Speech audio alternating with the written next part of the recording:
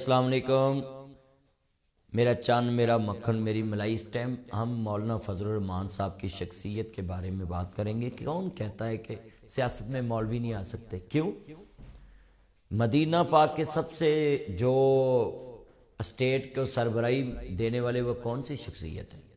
The holy prophet peace be upon him صلی اللہ علیہ وسلم، وہ حضرت محمد مصطفیٰ صلی اللہ علیہ وسلم۔ آپ نے دنیا کو بتایا اسٹیٹ کیسے چلتی ہے، تو آپ خطبہ جمعہ بھی دیتے تھے، آپ وحی الہی بھی لوگوں تک پہنچاتے تھے، آپ ایک پیغمبر بھی، آپ ایک رسول بھی، آپ ایک رہنما بھی، آپ صلی اللہ علیہ وسلم ایک لیڈر بھی، آپ صلی اللہ علیہ وسلم ایک ریاست کے سربراہ بھی، اور دوسرے ریاستی لوگوں کے سربراہوں سے آپ بات چیت بھی کرتے۔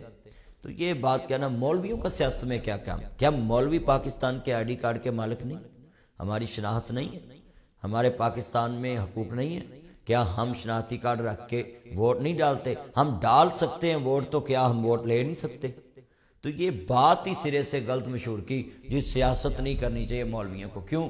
اگر یہ مولانا فضل الرحمان کا اسمبلی میں ہونا ضروری نہ ہوتا تو میں آپ کو بتاؤں، لوگ کہتے ہیں یہ مولانا فضل الرحمان صاحب ضروری ہے اسمبلی میں۔ یہ مولانا فضل الرحمان صاحب اگر نہ ہوتے اسمبلی میں تو آپ اسمبلی میں دین کے خلاف کام کر کے روک کے دکھاتے ہیں۔ مولانا فضل الرحمان صاحب مدارس کے لیے ایک دیوار ہے۔ مولانا فضل الرحمان صاحب اسلام کی وکالت کے لیے جناب جی وہاں کھڑے ہوتے ہیں۔ مولانا فضل الرحمان صاحب کے پی ڈیرہ اسماعیل خان اور پاکستان کی ایک مضبوط آواز ہے۔ مولانا فضل الرحمان صاحب خالی مولوی نہیں ہیں، وہ شیخ الحدیث بھی ہیں۔ مولانا فضل الرحمان صاحب ایک بہترین قرآن کے قاری بھی ہیں۔ مولانا فضل الرحمان صاحب ایک بہترین عالم بھی ہیں۔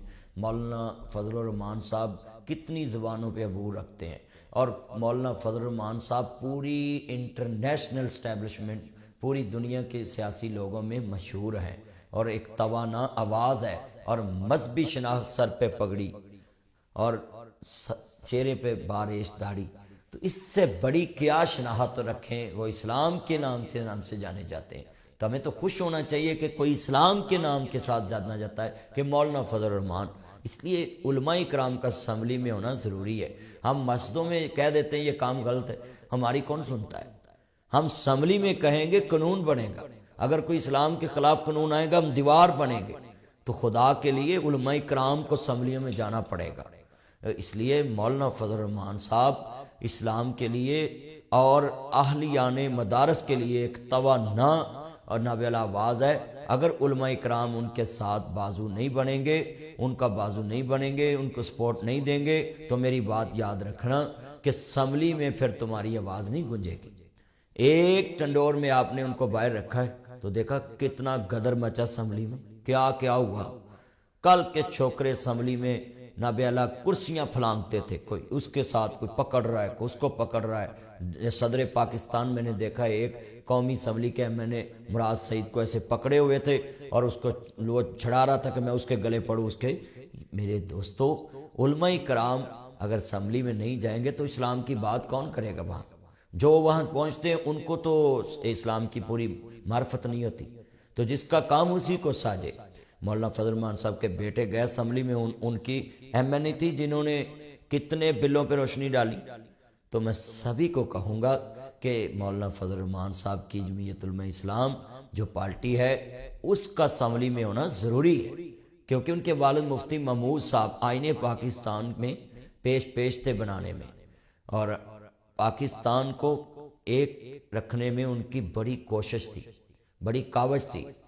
تو انہوں نے پورے پاکستان میں مولانا مفتی محمود صاحب کا بڑا ایک نام ہے۔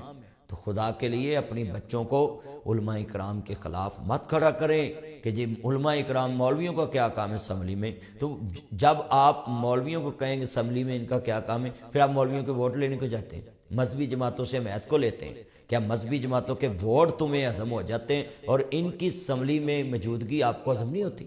اس لیے سبھی دوستوں کو کہوں گا کہ مولانا فضل الرحمان صاحب کی آپ خوبیاں دیکھیں، ان میں اگر کوئی کمیاں تو ہر انسان میں، فرشتے پاک ہیں غلطیوں سے، باقی تو جتنے پاکستان میں انسان ہیں ان میں کوئی نہ کوئی غلطیاں۔